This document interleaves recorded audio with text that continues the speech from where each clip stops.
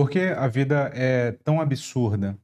Eu quero refletir a resposta a essa pergunta com base no mito de Sísifo e com base na reflexão do Albert Camus sobre o mito de Sísifo. Eu vou consultar este dicionário mitológico aqui e eu vou ler o trecho do próprio Camus. Vamos nessa? Meu nome é Vitor Lima, eu sou seu professor de filosofia de hoje e de sempre, e isto não é filosofia.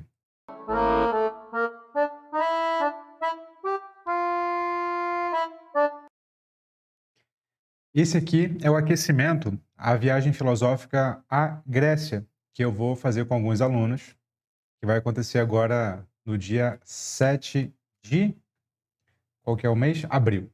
A gente vai lá no dia 7 de abril. Enquanto isso, eu vou fazendo esse aquecimento aqui para os próprios alunos, mas aberto para todos vocês que também, porventura, não possam ir. Então, vamos lá.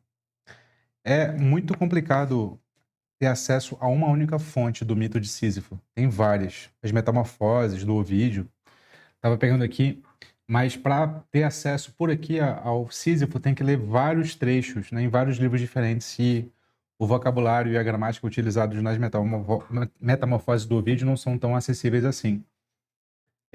Eu também tenho aqui essa coleção do Gustav Schwab, que é As Mais Belas Histórias da Antiguidade Clássica, mas ele é muito lacônico ao falar sobre o Sísifo. Ele fala sobre o Sísifo e o Belerofonte e coloca só um parágrafo para o Sísifo. E aí eu descobri, eu não sabia, que nesse dicionário aqui mitológico que eu tenho, ele dedica boa parte para falar do Sísifo. 1,5 páginas para falar do Sísifo, e esclarece muito quem é o Sísifo. A gente sempre conhece o Sísifo pelos relatos do Camus, mas vamos ir mais à fonte, né? Embora também seja um filtro, né, do professor Junito de Souza Brandão. Mas vamos lá. Sísifo. Sísifo, semanticamente, poderia ser relacionado com sófos, sábio, instruído, inteligente, hábil. Mas seria extremamente difícil explicar a presença do Y e a sílaba inicial. Tratar-se-ia de uma reduplicação? Talvez o antropônimo seja um vocábulo de substrato, o que seria confirmado pela alternância do E e do I. Ele está fazendo só uma digressão etimológica aqui, tá? Que para os nossos efeitos não faz muita diferença, a não ser que você fale grego antigo. Se você fala grego antigo, por favor, se manifeste aí, você é uma pessoa rara. Sísifo, o mais astuto e inescrupuloso dos mortais, é filho de Éolo e, portanto, da raça de Deucalião. Autêntico fundador de Corinto, que até então se chamava Éfira, é por vezes considerado como sucessor do rei Corinto e seu vingador ou ainda sucessor de Medeia, de quem recebera o poder quando esta foi obrigada a deixar a cidade. O mito de Sísifo divide-se em vários episódios, refletindo cada um deles um ardil deste incorrigível embusteiro, que a Ilíada chama de Kerditos Andron, o mais solerte dos mortais. Autólico, o maior larápio mítico da antiguidade e que fora instruído por Hermes na arte do perjúrio e do furto, havia roubado o rebanho do rei de Corinto. Sísifo, sem perda de tempo, conhecendo bem o colega, fez-lhe uma visita e identificou logo os bois que lhe haviam sido furtados, porque gravara o próprio nome sob o casco de cada um. A chegada do rei de Corinto coincidiu com a véspera do casamento de Anticleia, filha de Autólico, com o herói Laerte. Durante a noite, o esperto hóspede conseguiu um meio de tornar-se amante da noiva, que ficou grávida de Ulisses. Uma variante assegura que Autólico, desejando ter um neto com a astúcia de Sísifo, facilitou o encontro entre ambos. Então, o Sísifo é o pai do Ulisses, ou seja, do Odisseu. Quando Zeus raptou Égina, filha do deus Rio, Asopo, passou por Corinto e foi visto por Sísifo, que, em troca de uma fonte concedida pelo deus Rio, revelou-lhe a identidade do raptor. O pai dos deuses e dos homens imediatamente enviou-lhe Tânatos. Mas o astuto rei de Corinto enleou a morte de tal maneira que conseguiu encadeá-la. Tânatos é o deus da morte, né? Então, o Sísifo enganou a morte. Como não morresse mais ninguém e o rico e sombrio reino de Hades estivesse empobrecendo, a uma queixa de Plutão, Hades, Zeus interveio e libertou Tânatos, cuja primeira vítima foi exatamente Sísifo. O solerte filho de Éolo, todavia, antes de morrer, pediu à mulher que não lhe prestasse as devidas honras fúnebres.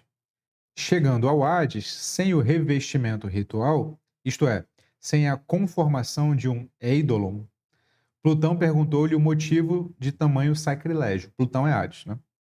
O rei culpou a esposa de impiedade e, à força de súplicas, conseguiu permissão para voltar rapidamente a fim de castigar severamente a companheira. Uma vez em seu reino, Sísifo não mais se preocupou em cumprir a palavra empenhada e deixou-se ficar vivendo até a idade avançada. Um dia, porém, Tânatos veio buscá-lo em definitivo e os deuses o castigaram impiedosamente, condenando-o a rolar um bloco de pedra montanha acima. Mal chegando ao cume, o bloco rola montanha abaixo, puxado por seu próprio peso. Sísifo recomeça a tarefa, que há de durar para sempre, como está na Odisseia. Higino, resumindo por certo alguma tragédia perdida, relata diferentemente o castigo do rei de Corinto. Como odiasse a seu irmão Salmoneu, solicitou ao oráculo de Delfos como poderia eliminar o inimigo. Apolo respondeu que ele encontraria vingadores se conseguisse ter filhos com a sobrinha Tiro, filha de Salmoneu.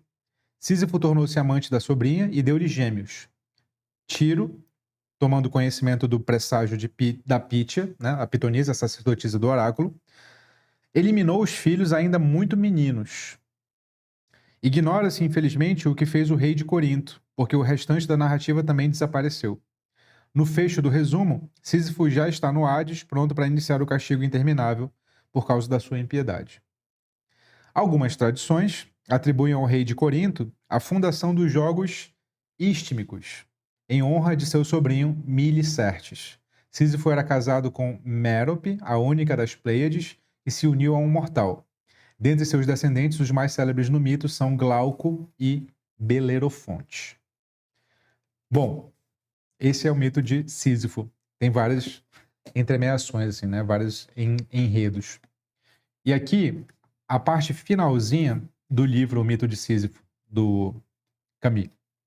Olha o que ele fala. Ninguém descobre o absurdo sem ficar tentado a escrever algum manual de felicidade. Aspas.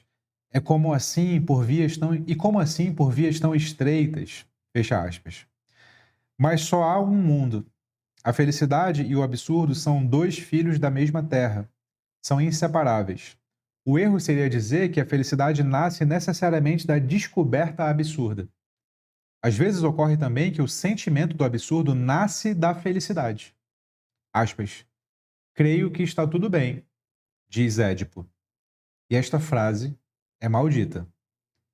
Eu fiz um vídeo sobre o Édipo que está bem aqui também. Ressoa no universo feroz e ilimitado do homem e ensina que nem tudo foi experimentado até o fim. Ela expulsa deste mundo um Deus que havia entrado nele com a insatisfação e o gosto pelas dores inúteis. Faz do destino um assunto humano que deve ser acertado entre os homens. Toda a alegria silenciosa de Sísifo consiste nisso. Seu destino lhe pertence. A rocha é sua casa.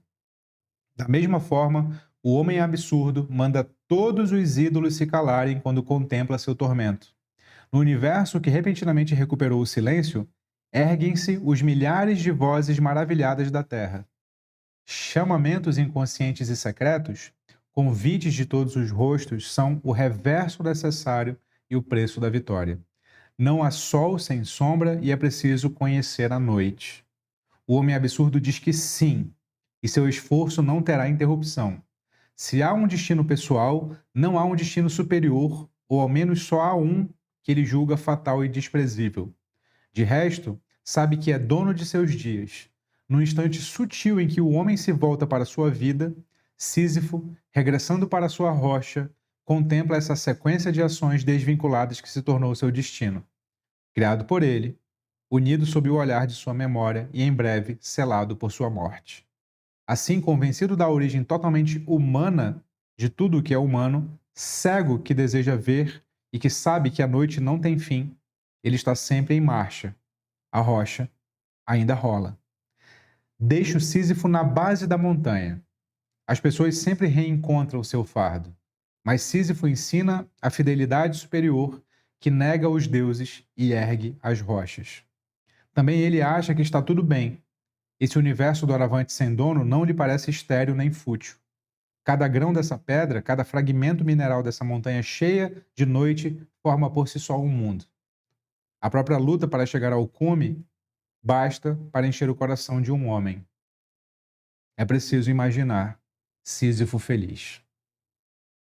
Acaba o livro. O que isso nos diz de reflexão filosófica? E aqui, novamente, eu faço ela por escrito para que fique mais amarrada. Essa é a origem do absurdo humano, a origem mitológica. Sísifo, rei astuto, trapaceiro, desafia os deuses mais vezes do que deveria. Engana a morte, ludibria o próprio Hades e acha que pode viver sem pagar o preço. Mas os deuses não perdoam a insolência. Como punição eterna, condenaram-no a rolar uma enorme pedra-montanha acima, só para vê-la despencar de volta toda vez que chegasse ao topo.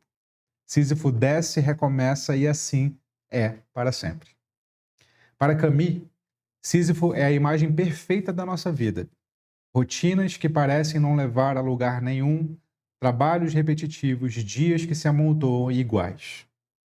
O esforço constante, sem recompensa visível, nos faz perguntar: qual o sentido de tudo isso? A pedra cai, nós levantamos, porque a vida, como o castigo de Sísifo, não oferece respostas, só exige que continuemos empurrando. Mas aqui está o segredo. Sísifo, ao descer a montanha, talvez sorria, porque o absurdo não está no trabalho, mas em esperar que ele tenha um fim perfeito. O que importa não é a pedra, mas o gesto de carregá-la com dignidade, mesmo sabendo que ela vai cair de novo. No fundo, Sísifo não é um derrotado. Ele é um rebelde, que dá sentido ao inútil pelo simples fato de continuar. Talvez a pedra que você carrega nunca chegue ao topo, mas o que importa é a força de seguir subindo. E você? Você está amaldiçoando a montanha ou já aprendeu a sorrir no caminho? Me conta aqui nos comentários. E não esquece, você é o que pensa. E como sempre, fique com Sócrates.